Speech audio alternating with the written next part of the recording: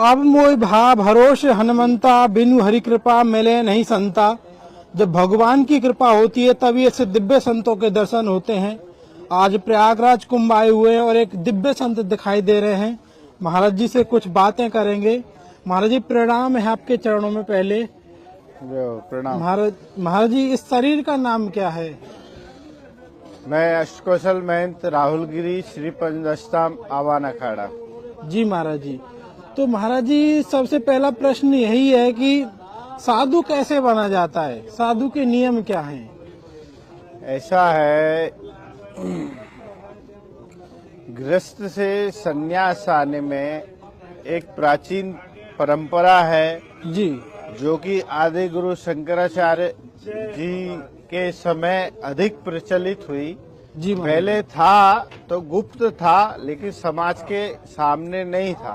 जी, तो आदि गुरु शंकराचार्य जी ने उसको समाज के सामने लाए और सभी के सामने जो है बताया कि सन्यासी कैसे बनते हैं। जी, तो आदि गुरु शंकराचार्य भगवान ने सर्वप्रथम कोई भी व्यक्ति गृहस्थ से सन्यास में आना चाहता है तो सबसे पहले उसका मुंडन किया जाता है। जी, मुंडन संस्कार होता है।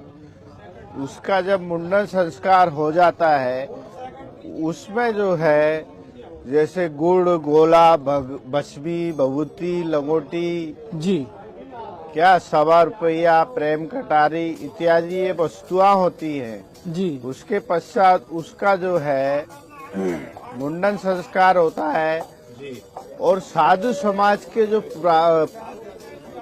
पुराने महात्मा हैं, प्राचीन महात्मा हैं, उनको उसके पंच गुरु के रूप में जो है स्थापित किया जाता है, क्योंकि ये 5 भौतिक शरीर है। जी महाराज जी। तो 5 गुरुओं की शरण में रह के इस पंच भौतिक शरीर को 5 प्रकार के विकारों को दूर करना पड़ता है। जी महाराज। जैसे काम, क्रोध, मद, मोह, लोभ। जी, ये 5 प्रकार के जब विकारों को हम उन 5 गुरुओं की शरण में रह के उनकी सेवा करके, जी, उनकी आराधना करके, 5 प्रकार के जो है गुरुओं की सेवा करके उन विकारों को हम जो है हटाते हैं। जी, उसके पश्चात जो है यह महापुरुष दीक्षा कहते हैं इसे। जी महाराज जी। महापुरुष दीक्षा के पश्चात आता है नागा संस्कार, जी, अवधूत संस्कार। जी, उसके पश्चात जो है सभी अखाड़ों में जी, जो है एक साधु समाज की एक कमेटी बैठती है और उस पर विचार किया जाता है कि इस वर्ष हमारे कितने नागा सन्यासी जो है जी, हमारे अखाड़े में दीक्षा लेंगे, और उन सबको एक जगह एकत्रित किया जाता है। जी, उसके पश्चात आगे की प्रक्रिया आरंभ होती है। जी, जैसे नागा संस्कार में सबसे प्रथम जो है उनका पुनः मुंडन कराया जाता है। जी, उसके पश्चात उनका जो है विजय हवन होता है। जी, विजय हवन जो है सबसे बड़ा इस पृथ्वी का यज्ञ होता है, जी महाराज जी। जो हमारे पूर्वजों के लिए और इस पंच भौतिक शरीर को त्यागने के लिए होता है। जी, तो उसमें पुनर्जन्म होता है जी, नए नागा सन्यासियों का। जी, तो उसके पश्चात क्या विजय हवन होता है। विजय हवन के बाद पिंडदान किया जाता है। जी, तो जो भी नागा सन्यासी बनते हैं उनका जीवित ही पिंडदान किया जाता है।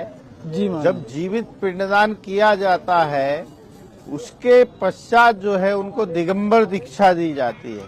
जी। दिगंबर मतलब कि कोई वस्त्र नहीं, केवल भस्म ही अपने तन पर धारण करनी है। जी जैसे महाराज। कि आप कुंभ मेले में बहुत से महात्माओं को देख रहे हैं, वो केवल भस्म ही लगाते हैं। हाँ जी, हाँ जी। तो वो भस्म दीक्षा के रूप में दी जाती है गुरु के द्वारा। जी महाराज उसके मंत्र होते हैं। जी ये भगवा वस्त्र हम पहने, इसका भी एक मंत्र होता है। जी ये हम कंठी माला पहने, इनके भी मंत्र होते हैं। मंत्र होते हैं। तो वो मंत्र दीक्षा के पश्चात फिर दिगंबर दीक्षा होती है। धर्म ध्वजा है अखाड़े में, जी वहाँ आप ध्वजा पे उसका फोटो ले सकते हैं जाके। जी जी फिर पंच पूजा पद्धति बताई जाती है हाँ जी हर उस व्यक्ति को जो नया सन्यासी है, जी और एक पुष्पांजलि हमारे अखाड़े के द्वारा प्रकाशित की जाती है। जी। वह पुष्पांजलि उसे दी जाती है। उसमें हमारे अखाड़े की संपूर्ण जानकारी होती है, जो कि आदि गुरु शंकराचार्य परंपरा से 10 नाम स्थापित हुआ, जिसमें गिरिपुरी, भारती, सरस्वती, वन, आर्यन, तीर्थ, आश्रम 10 प्रकार के नागा सन्यासी होते हैं। और उनका नागा सन्यास केवल कुंभ में ही यह संभव होता है, अन्यथा हम कहीं उनको दीक्षा दे देते हैं। लेकिन जो नागा संस्कार है, दिगंबर दीक्षा है, वो केवल कुंभ मेले में ही होता है। वो 4 जगह होता है, जी प्रयागराज और उज्जैन, उज्जैन, नासिक और हरिद्वार। हरिद्वार। तो उज्जैन में जो नागा बनते हैं वो खूनी नागा के नाम से जाने जाते हैं। जी प्रयागराज में जो नागा सन्यासी बनते हैं वो राजेश्वरी नागा सन्यासी के नाम से जाने जाते हैं। जी हरिद्वार में जो नागा सन्यासी बनते हैं वो बर्फानी नागा सन्यासी के नाम से जाने जाते हैं। जी और नासिक में जो नागा सन्यासी बनते हैं वो खिचड़ी नागा के नाम से जाने जाते हैं। जाने जाते तो यह सन्यास परंपरा है। और इसमें फिर उसके बाद जब सन्यास दीक्षा ये पूर्ण हो जाती है इस समय, फिर उसके बाद वह व्यक्ति अपने जीवन में किस देवता की साधना करना चाहता है, उसके बाद उसकी प्रक्रिया आरंभ होती है। जैसे आपने देखा होगा सभी अखाड़ों में अलग अलग इष्ट है। जी जैसे श्री पंदश्राम अवान अखाड़े के श्री सिद्ध गणेश भगवान इष्ट देवता हैं। जी श्री पंदश्राम जूना अखाड़े के इष्ट देवता श्री दत्तात्रेय भगवान हैं। जी श्री पंदश्राम अग्नि अखाड़े के इष्ट देवी माँ भगवती गायत्री है। जी श्री पंचायती निरंजनी अखाड़े के इष्ट देवता श्री कार्तिक स्वामी हैं। जी महानिर्वाणी के भगवान नारायण का अवतार स्वामी कपिल मुनि जी हैं। ऐसे ही सभी अखाड़ों के इष्ट देवता होते हैं।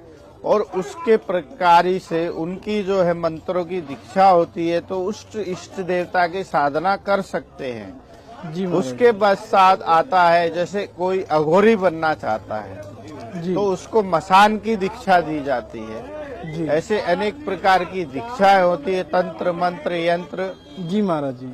और यही सन्यास की परंपरा है जी महाराज और इससे भिन्न कुछ भी नहीं है। ओम नमो नारायण, हर हर महादेव, अस्तु।